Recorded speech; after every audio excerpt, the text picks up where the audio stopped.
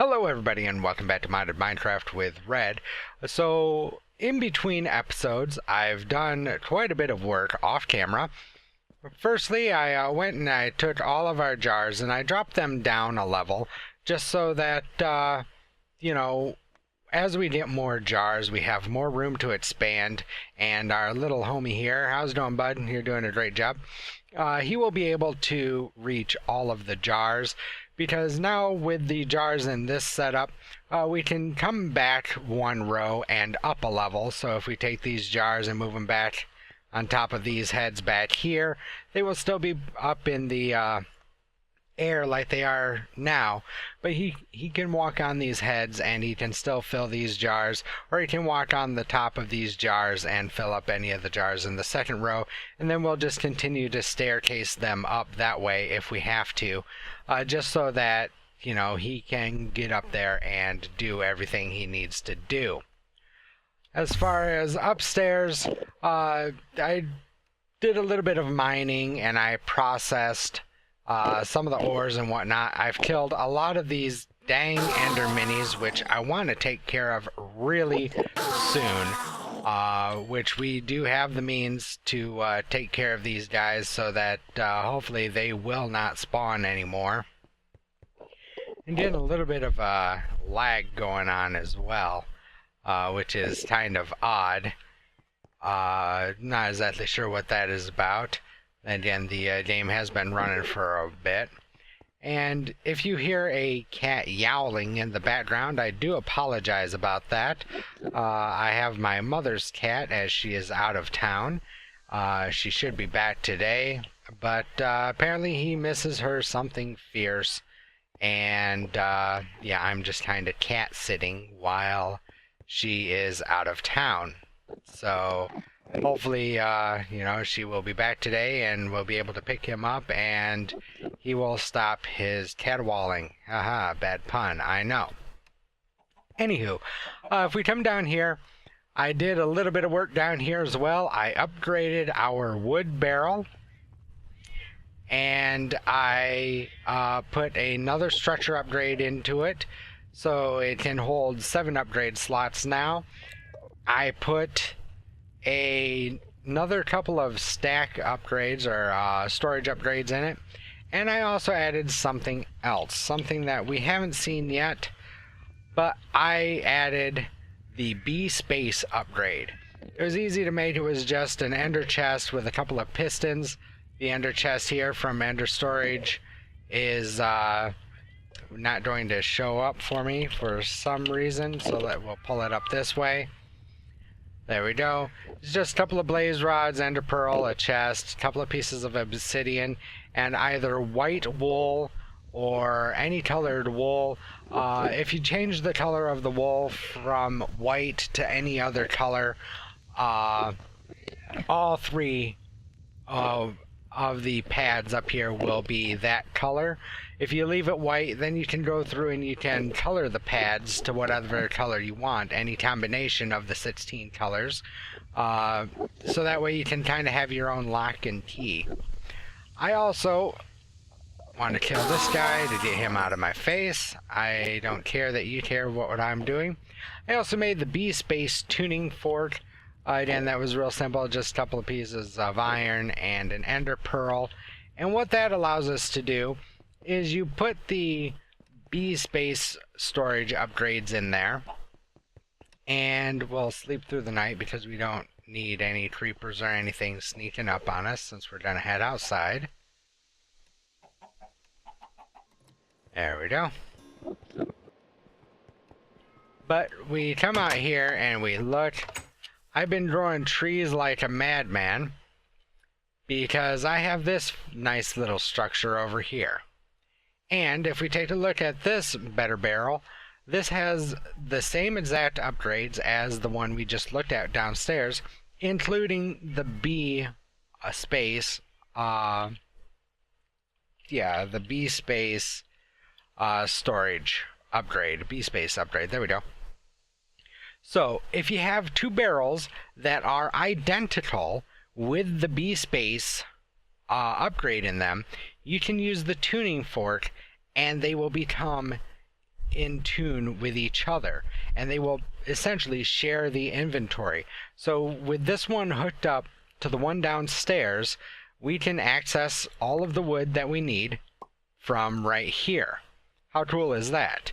Well, we're going to be using that because off camera I took a chance. Normally it's a long, tedious process that I was going to do on camera.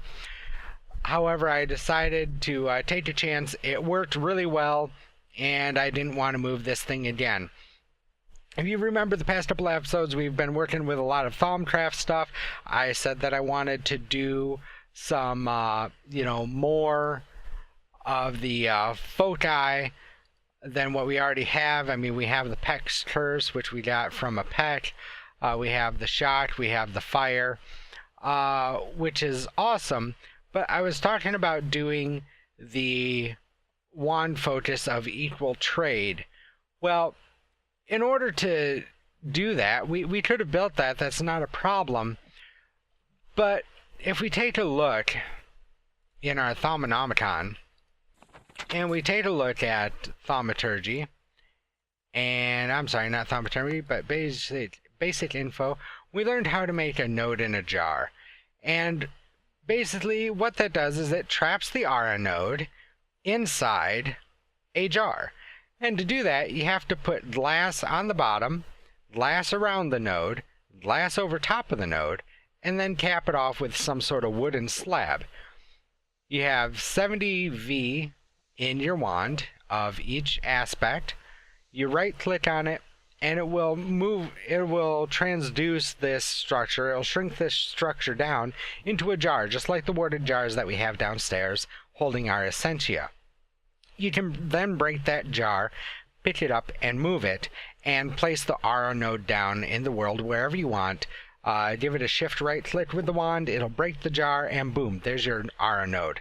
The problem with doing it that way is the simple fact that if you trap them in a jar, they weaken. So if you have a bright node and you put it in a jar, when you break it out of the jar, it's only a normal node. If you have a normal node, it drops down to a pale node. If you have a pale node, it drops it down to a fading. If you have a fading node, there's a good chance that you'll just end up destroying the node altogether. Well, encapsulated in all of this obsidian, we have a hungry node. Now, the way that Thaumcraft would have you do it would be to, just as it's doing here, completely encapsulate it in obsidian, and then use your wand focus of equal trade to change all of the obsidian into glass, where you already have the wood slabs on top of the obsidian, just like you normally would for jarring up an Aura node. So the only thing that you would be changing out would be the obsidian to glass. Well, you have to be very quick on that. You have to pray that the random number generator is on your side, and you have to do it at the right time so that, when the hungry node ticks to eat something, because as we've seen, the hungry nodes eat the world, and glass is no exception to that, if I can talk. You just have to be that quick, and a lot of things have to go right in order for you to trap a hungry node. Well, I had already found this hungry node and decided to encapsulate it. And if we look, see, it is pulling us in right now. I'm not moving, but I did make a nice little path here. And as we can see, it's got a lot of the primal aspects. It's got a little bit of lucrum in there from something it ate, apparently. And it's also got the 14 Famus, which makes it the hungry node that it is. Hungry nodes can be moved just like regular nodes with the teleposer. However, if you notice, I now have a reinforced teleposition focus. And we'll grab the button. So what does that do different than the teleposition focus? Well, if we take a look here, if we build something up, remember the original teleposition focus would only let us move one item, directly on top of the teleposer at a time. So we'll put our button down, and it was just like that. Ish. And some of you guys may have saw what happened. So it'll move one at a time, and that's it. Just back and forth like that. Well, with the teleposition focus, the reinforced one, it now allows us to do a 5x5 area. So if we bring this out all the way, oh, one too many. There we go, like that. And it will even go 5 up. 1, 2, 3, 4, and 5. And apparently I can't count today. There we go. So now, if we come over here and we hit the button, notice the whole thing moves. Well, that structure there of obsidian was only a 3x3 structure. So that is how I moved the entire structure and the hungry node to where you see now. It was some 400 meters off in that direction. And I teleposed it right back there, so it is still within our chunk loading boundaries, and that is what we are going to use to get some very cool stuff. And we will also use the teleposer with the teleposition focus. Okay, where did it go? Excuse me?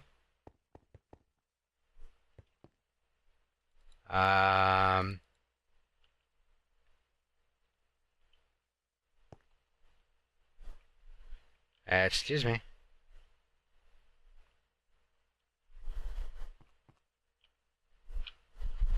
Well, this isn't cool.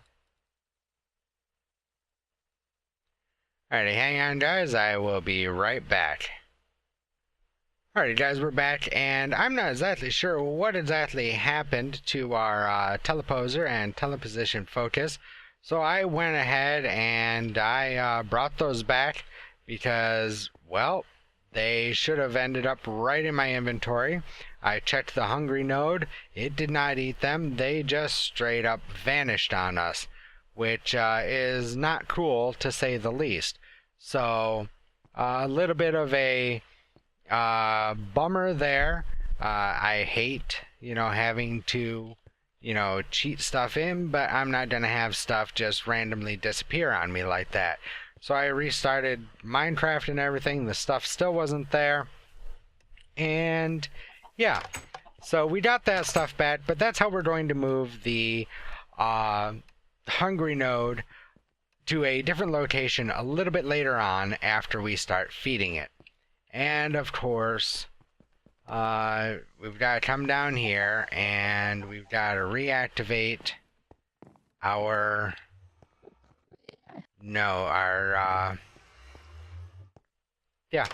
travel anchors, because for whatever reason they don't like to. So there we go. If you also notice over here, I made another room, and I went through and made a whole bunch of node stabilizers and got a whole bunch more nodes. We had about 12 nodes or so. I found several more, including a very large R node of Terra, which would have been great for our initial Terra node. But, it is what it is. That 8 Terra over there is doing its job rather nicely. But this would have been a little bit better. But that's okay, because, we have another Ignis node here, or this is our Ignis node. It's got 56 in it right now. Or sorry, that's another one. Wow, okay. Didn't think I found 2 of them. There's our 90. We've got a lot of our nodes, and we got room for 2 more. That's why these cobblestone are here, and that's how we got the pattern underneath, is we just left cobblestone there instead of changing it over to the marble, and I kind of like that. Let me know what you guys think. So we have room for 1 more right here, and we also have room for 4 more right here to completely fill up this room and use it as a recharge station. As you can see, our wand is fully charged and ready to go. But there was something else that we wanted to do this episode. So let's grab our wand. We'll come over here and we will grab our outfit as well. There we go, and we'll just swap the helmets around there. And if we take a look in this chest here, I said off camera I was going to work on getting the stuff that we need. Well, here it is. Let's take a look at recharging. And the compound recharging focus requires the comparator, 4 V filters, and 4 earth shards. Well, there we go. Let's go ahead and we will bring this over here. Pop down the comparator. Let's grab our filters. We will go there, there. Yeah, that should be right. There, there, there, and that's not right. So it's going to be there and there, there and there, there and there. Pick you up and go there. Now that's as balanced as we can get it. And if we take a look, this is also going to require us to have 10 permutatio, 10 ordo, 15 bratentatio. We take a look over here, we have 20 permutatio, that's good enough, 39 ordo, that's good enough, and 39 bratentatio. Everything's good. We will give our runic matrix a whack, and there we go. It's calming down, there's no instability, or if it is very, very minor. There goes the ordo, here comes the bratentatio, here comes the permutatio, in go the filters and the shards.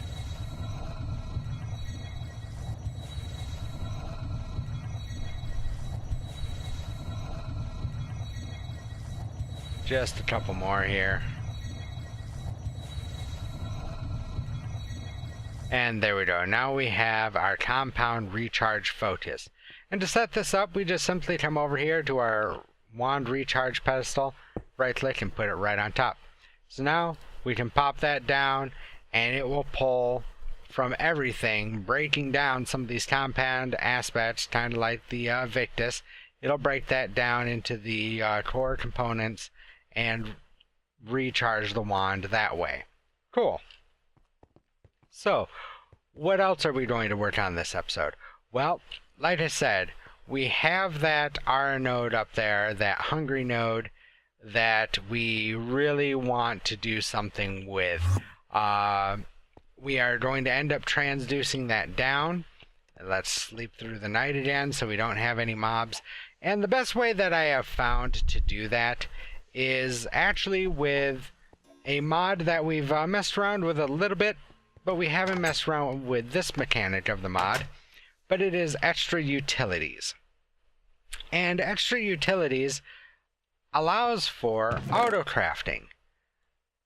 The thing is that the auto crafting is a little bit goofy, but let's take a look at it. We're actually going to need one more piece of wood because we're going to need one more crafting table. There we go. So now, what we do is we set up a crafting table right here behind this better barrel. Okay? From there, we take our transfer node and we set that on the side of the crafting table.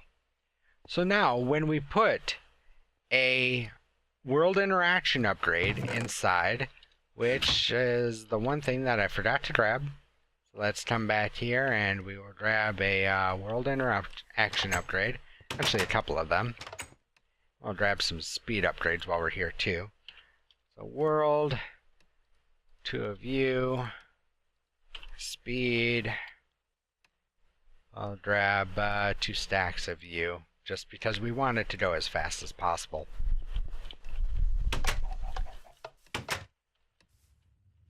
So there we go. We come back out here and won't fly because who knows. So I also made an open crate from Botania. The open crate was really simple to make. I just broke down some living wood into planks, and in the shape of pants makes the open crate. Cool. So from here, as we can see, nothing is filling up because it doesn't know what to do. What it does is when a transfer node is hooked up to a crafting table in such a fashion, or it could be on top, it could be on bottom, it doesn't matter, it looks in a 3x3 area. So it will look at the block down here, the block underneath, that block there, that block, that block, that block, that block, and that block. So it will look in this 3x3 area for anything that is considered a crafting recipe. Well, since wood only breaks down into planks, we don't have to worry about the other areas. So let's go ahead and we will break this so that it doesn't get confused, even though it won't, because it really only looks for inventories. So you could do this with chests. Barrels is a really easy way to go. You could do it with anything that's considered an inventory, really. So what we're going to do here now is we're going to come and let's put a piece of dirt there for a moment and fly and try and not let the hungry node grab us, because we're getting awfully close to it. And in we go. But luckily we can fly faster than that thing can pull us. So we are going to... Would you stop already? Wow. It's getting annoying. Let's go ahead and... Yeah, we'll do it this way. Even though it's... Well, actually, let's do it this way, so that we can still fly. We will go... Stop it. There. We will go... No, I don't like that. So let's come back down here. Break these up real quick.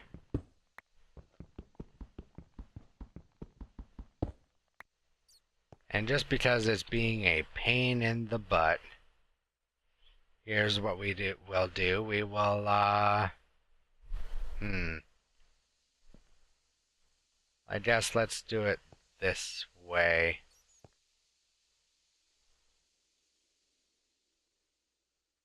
I don't really like doing it this way, but it's about the only choice that we have. So let's come out here. We'll come out here. Now we can place one down there. And we can place one over here if the hungry node will let us. There we go. And there. So we want this to break down into wood planks, and we want the wood planks to be separated into these barrels. Well, if we just attach the transfer pipes, it'll work, but it'll be kind of random where it what it puts in there. So that's why we made the hyper rationing pipes. The hyper rationing pipe was just 6 buttons, 2 pieces of glass, piece of lapis. That got me 2, so I did 2 iterations of that. And what the hyper rationing pipes do is they only allow 1 item at a time into an inventory. So as long as there's 1 item in there, it will not let any other item in there. So if we take a look, we take our One World Interaction upgrade, pop it in there, and see, you can already see that it is quickly filling up with wood. Put the speed upgrades in there just so it works faster. And there we go. We have 1 piece of wood plank in each of these. We're going to lock these, because that's what we want in there at all times, is 1 piece of wood. Okay? So now, to make a crafting table, we are going to do the same thing. We are going to take one of our crafting tables, or our other crafting table, but first let us set down this barrel where we want it to be. So let's say right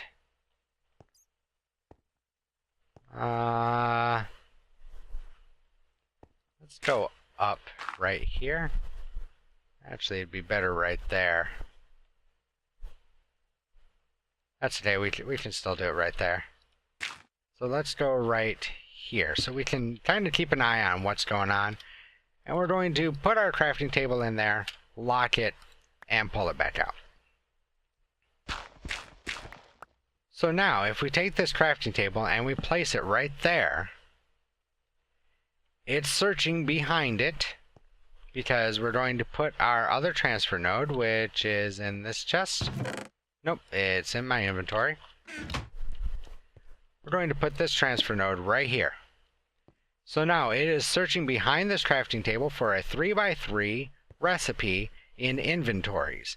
Well, 2x2 of oak wood creates a crafting table.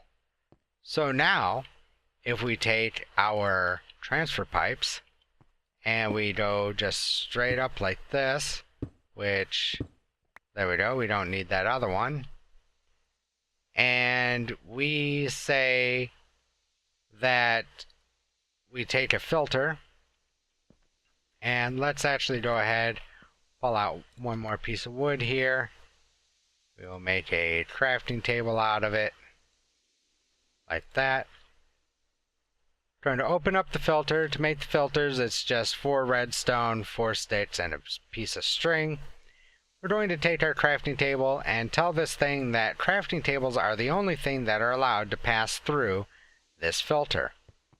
So now if we come over here and we pop this in here, it is telling this transfer node that the only thing you're allowed to pull from this here is a crafting table.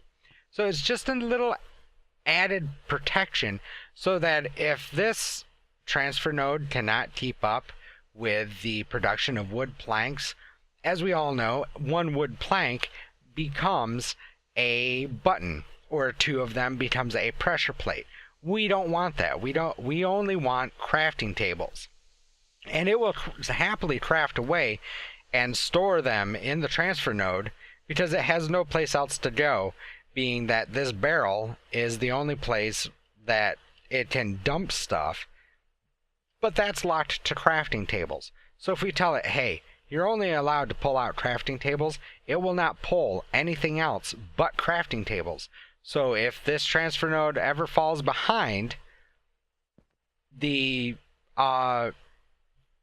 barrels here, don't always have one wood plank in them, it won't pull anything out, and it will wait for that last piece of wood, or 3 pieces of wood, however many pieces of wood it needs in order to craft the crafting table before it pulls anything out.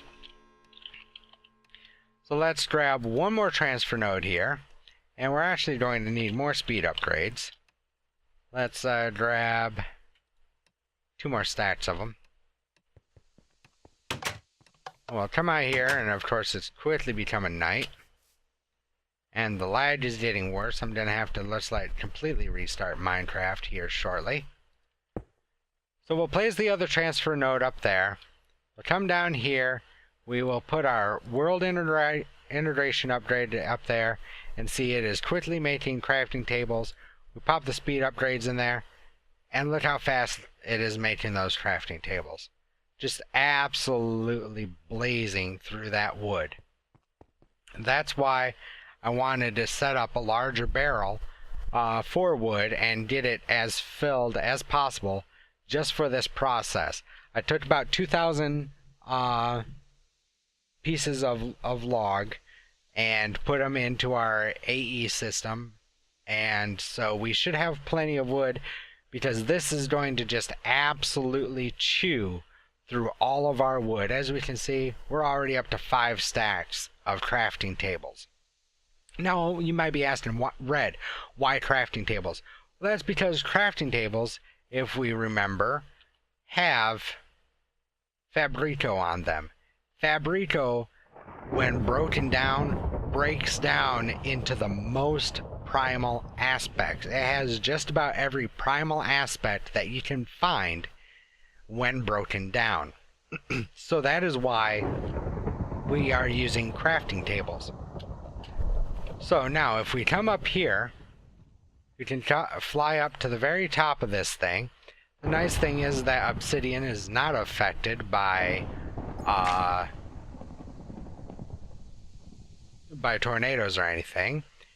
And we place our open crate there. Now the open crate will only drop one item at a time directly down. That's all it does. It's almost like an item dropper, but it's drops one item at a time. It has no internal inventory, no GUI, no nothing. There's no way to access it. You just pipe items in and it drops them straight down. So let's grab our transfer pipes here, and we will start running these pipes straight back. Something like this, and we've got a bat stuck over there.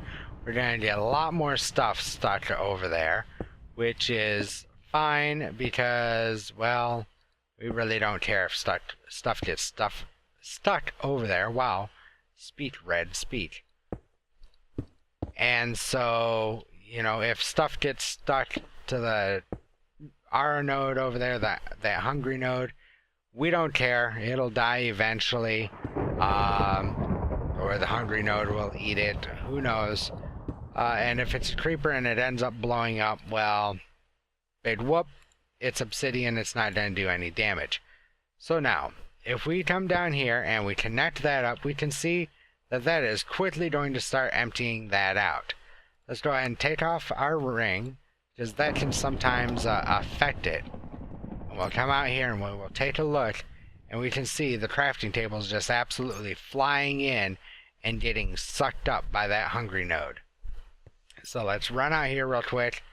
We'll run away. We'll get into our bag and grab our Thaumcraft because we're not wearing our goggles of revealing.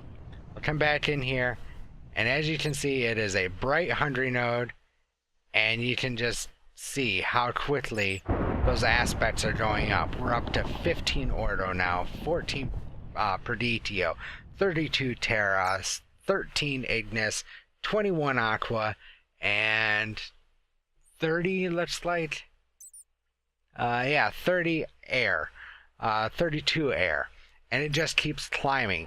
It won't do anything for the Famus, and it won't do anything for the Lucrum, but all of the core components will continue to rise, and that's what we are looking for. We really want to get all of these core primal aspects up to at least about 100, because when that transduces down, that'll get us right about 10 V, which will be 1/10 of a V per tick, which is a decent recharge rate. So that's all we're doing, is we are feeding that hungry node to make it as large as possible, so that we can, you know, transduce it down and, you know, make a very, very awesome node out of it. However, it looks like Mother Nature has other plans for us for the rest of the episode.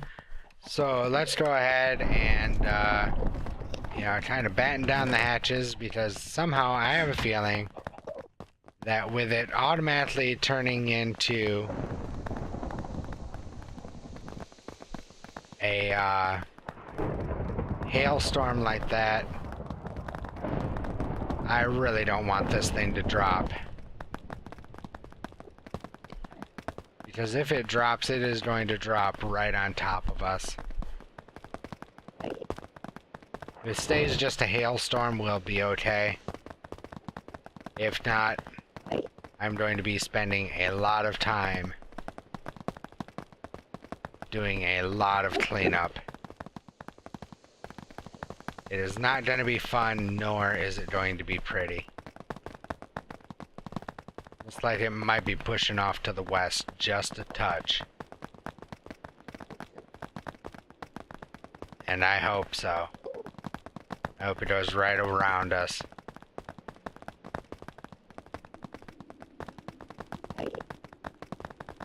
Or it doesn't drop at all. We'll sit right here and we'll watch this, and hopefully it'll weaken. Son of a... Alright, let's go see how bad we're gonna have to do damage control here.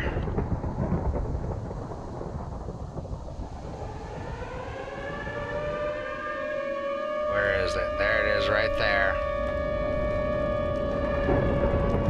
Come on, go west of the farm. Go west of the farm, please. Son of a... Our farm is taking a direct hit. We are taking a direct hit from this friggin' tornado.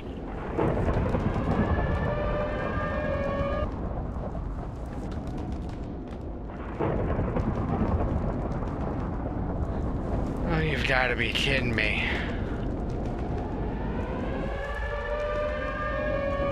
Alright, let's take a look, see how bad it is down here without getting sucked into it. Well, luckily it was only an F0. Well, the farm doesn't look any worse for wear. Took out a good chunk of our mountain here. But looks like we lucked out. Well, it took a piece of dirt there. Let's put that back. Ow. Who hit me? You hit me? Really? Stop that. I am not in the mood. I am not in the mood. Come here.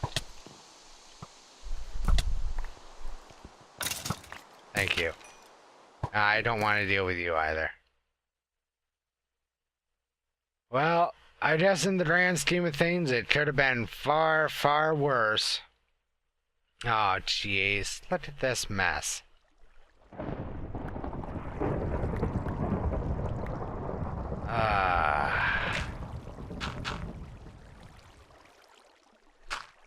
Well.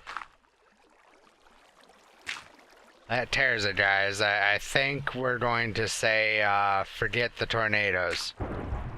I am tired of having to come along and clean up their messes. I think for next episode I am going to make one of those weather deterrents and just you know, do it that way. So that way if anything decides to come along, like a tornado, cyclone, anything of that nature, you know, it will just completely dissipate it. Because I knew it was a matter of time. Really creepy. Really? Where are you at? Right there. And it was an actual creeper too. That would have been an even bigger mess. There we go. Stop the flowing water. Alright guys, off camera I'll try and clean this area up a little bit. It was just a matter of time. I knew it was just a matter of time. But dang it. Still is not any less irritating though. So, if you liked the episode, guys, make sure that you hit that thumbs up button. Let me know that you did like the episode. Also, don't forget to hit the subscribe button, because that'll let you know, that'll keep you up to date with the new videos. Also, don't forget to hit that notification icon, the little bell icon next to the subscription button. That'll let you know when the new videos come out. Also, don't forget to check out some of the guys over on the right hand side of the screen there. They put out some great content. A lot of them I run around with in San Andreas' finest. They are part of the online community that I'm in. Also, you know, they do a lot of other content like I do. Some Grand Theft Auto content, some American Truck Sim, stuff like that. So, really great guys, really great content. Make sure that you check them out. So, take it easy, guys, and until the next video, see ya.